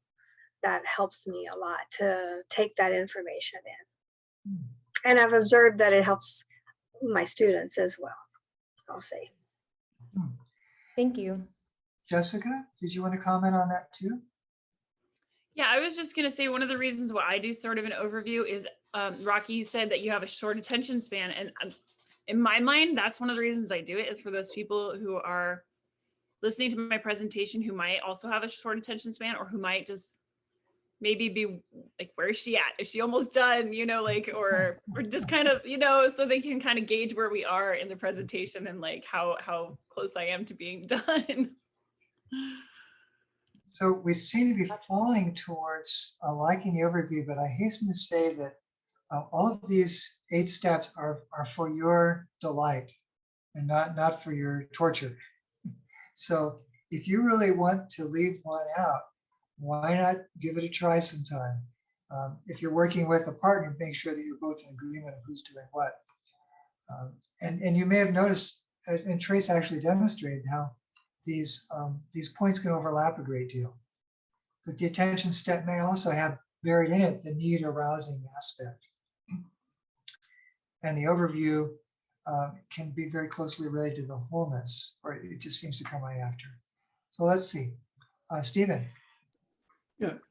Yeah, I was just going to say that the overview can actually be part of, I'm doing the body next, but you can actually incorporate the overview and the body together. So I always give early on, after the sort of mission statement and need and that sort of thing, I just give them an outline on one slide.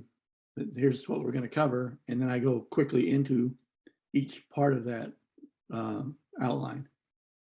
So they're not spending very much time on that overview, but they at least have it there. And I usually hand it out. Rocky lives in a more digital world than I did when I was teaching. So paper handouts are probably not part of her line of things. But I did paper handouts ahead of time, or sent it to them digitally on an email for the class. While you're at it, Stephen, do you want to share the example that you gave of one kind of paragraph of a body, and this was relative to the plastics presentation? Okay, well, it doesn't have to be just plastics. I prepared one for plastics, but the basic idea you have to is, this is the business plan part of a presentation, the body where you're bringing up all the examples, all the possibilities, and you're discussing them. So what you really need to do is be brief about each part of that body, that discussion. So think of it as you need to accomplish all of the examples within maybe 25% of your presentation. So your sense of timing on your body is really important. You need to get the relevant things in, but not too much extra. And all of us, when we get into a subject we love or we're really interested in, we exposit beyond where we need to go, and then it takes too long. So the body should be succinct, and it should be get the relevant points and counterpoints in there within that span of time.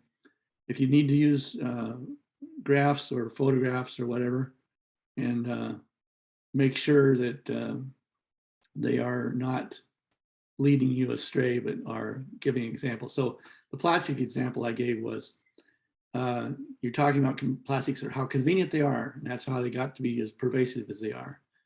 So yes, you show a picture of a bottled water. How convenient.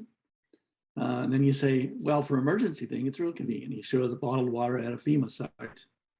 So in that case, it's convenient and useful. Then you show, hey, but why not have a refillable bottle?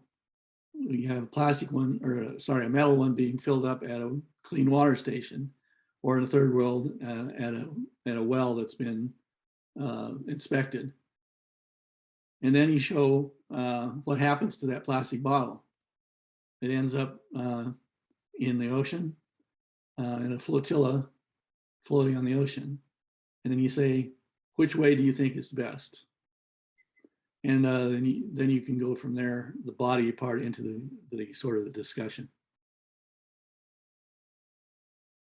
Wow, thank you, Stephen. An example of how you can have even modular parts within one of these steps, and just enough to get people to respond before going on to the next idea. And Tanya, you said you put something together also on this part. Yeah, so I so agree with what Stephen said about making sure everything is relevant.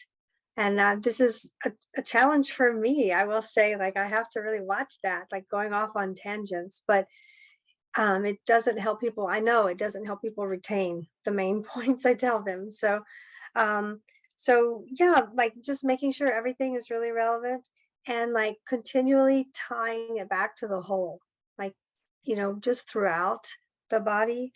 And also I think it's so important, as they mentioned, to get people interacting with the material. And I think like having frequent pauses to have people interact with it in some way is super helpful, because we are much more likely to remember things if we do like take that pause to think about it on our own, even if it's just like for 5 seconds. So yeah, that's what I wanted to add.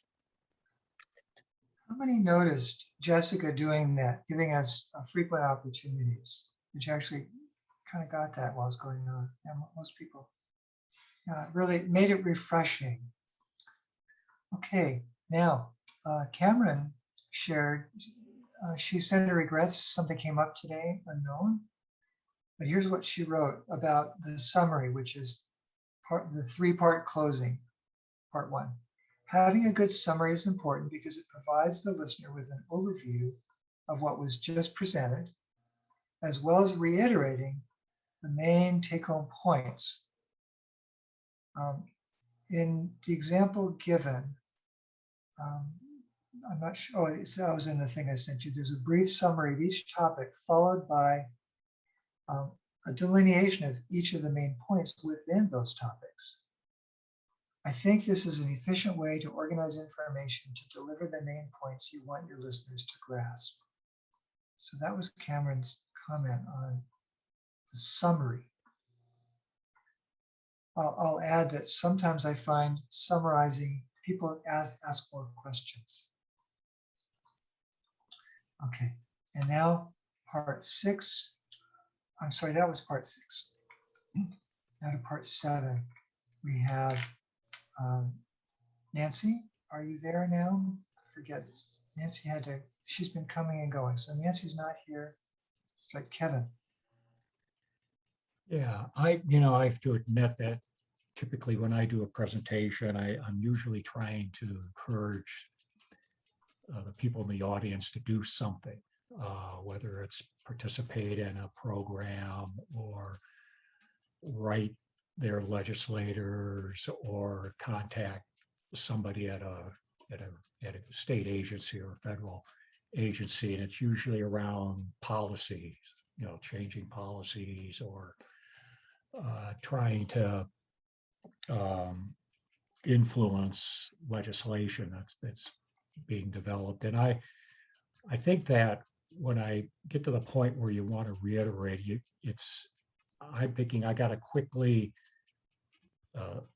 summarize again what the issue is, what the impacts are, what general solutions framework you're trying to get across. But then I try to boil down the body and find 3 or 4 critical things that I really want to emphasize. And I normally will try to talk about that we don't have to reinvent the wheel. So usually try to, when I reiterate, try to identify that overall there are businesses or citizens or local governments that are working together. They have, they've come up with some good programs or policies. And then I talk about how we don't have to, we can build on these efforts. We can develop new policies or program or infrastructure improvements that make sense for our community or make sense for our state. And so I try to explain a problem, kind of get them to look at it a little bit differently, and then talk about some practical things that they can do, and try to get those points. You want that to be fresh in their minds, because you're at the end of the presentation. You've been talking for 20 to 40 minutes, and you're trying to give them 3 or 4 things that they can think about and perhaps act on. Thank you, Kevin.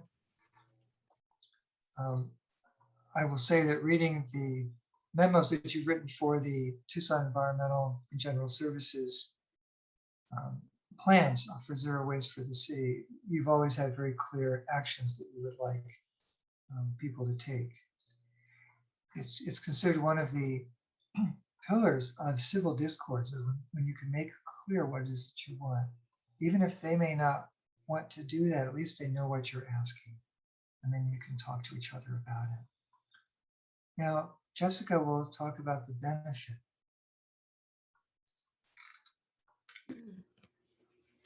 Yeah, so I think when I messaged back about the benefit, it was the idea that you want the audience to leave and still be thinking about the presentation and how it benefits them. But I think it's really key in like knowing the needs of your audience as to how they can carry that benefit and see how it benefits them. Like being a part of this group, I knew that a lot of the discussion was surrounding how to stay positive and upbeat and keep doing the work. And so I changed my presentation from the one that I gave before to really meet that need so that the benefit on the other end would be greater. So I think the needs and the benefit really tie in together. But for me, education is always this idea of like lighting a fire instead of filling a bucket. So if I can light a fire and that fire like remains even just a little bit lit after the end, then that benefit is going to be carried on past the presentation and past the discussion. So, yeah. Thank you. And just it'd be fun to see a show of hands, even if you're off screen. How many, in fact, felt uplifted at the end when Jessica was sharing that picture of the food? Now look at that. All right, thank you, Jessica. What a gift. And this is a gift that we can all give to our listeners all the time. A quick counterexample following what Jacques did, the power of the counterexample. When we were first giving our talks on rethinking plastics, we were very impressed with a film made by the first captain who reported on the Pacific garbage patch we all know about now. 2000, oh gosh, might have been 4. He had an article in Natural History magazine, and there was a picture of one of these albatrosses with, you can see through its carcass, you can see all the plastics in its innards. And he was reporting on what he saw out there. And I'll tell you, the meditation I had that day was a meditation of sorrow. And there are many people who were struck that way. So we wanted people to get that message. And Captain Moore made a 10-minute film about all the plastic bits that we're finding out there in the ocean. And we showed that at the beginning of our presentation, and we're really hammering on all the problems with plastics. And I later read I think it was actually a letter to the editor of the paper in the town where we gave the talk, and she was saying, it was so important, it was so depressing, I had to leave early. I thought, oh God, what a thing to do to someone. So we learned to open with a celebration and end with hope. So let's say we're all against 5G. Open with a celebration of wireless. What wireless lets us do? It lets us listen to the radio. That's a form of wireless radiation. And then let's talk about what might be the possible issues with all the radiation we're bringing to our lives. But start with a celebration. Enough on that. We will next week have our little breakout works with each other on constructing a 4-part intro. Because if you get the 4-part intro down, boy, you are halfway, if not nearly all the way through, really preparing what you're going to do. And I invite us to look over our notes from Jessica's presentation. Jessica, will you give us that slideshow? Okay, thank you. Send me a PDF and I'll post it. And so we'll pretend that we're going to give Jessica's talk again, but we're going to make up our own 4-part presentations in our little work groups next week. But let's talk now about a few announcements. Danye, do you have anything to share about the walk and talks that we've been having? Well, I guess we need to plan. Is Nancy here? I remember we were talking about ideas, and I'm trying to remember where. We like the idea of rotating different locations. Oh my goodness, Stuart, I'm totally forgetting. I know there was a place we had mentioned, and if you want to check your email, I sent you kind of a summary of our conversation. And while you're doing that, we can do some other announcements. And let's turn off the recording now. We don't need it for our posterity.